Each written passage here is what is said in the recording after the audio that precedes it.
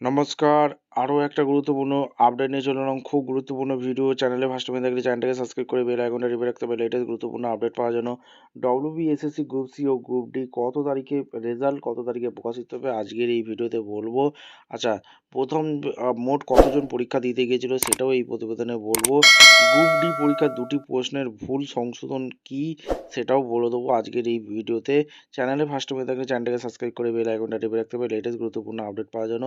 Step two step আজকের আপডেটটি আমাদের সামনে তুলে ধরছি। এবার আমরা দেখে নেব কি কোয়েশ্চেনটা সংশোধনটা কি হবে সেটা কিন্তু দেখে নেব।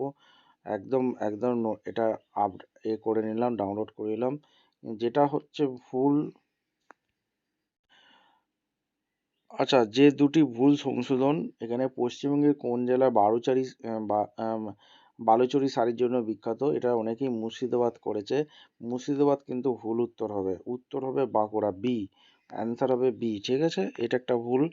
আর একটা যেটা হচ্ছে সব থেকে সবাই ভুল করছে, যেটা এই যে এখানটা 26 নম্বরে, এই যে একটি ওয়েবসাইটে, এই যে বলেছে একটি ওয়েবসাইটে এক পেজ থেকে অন্য পেজে যাওয়ার প্রক্রিয়াকে কি বলা হয়?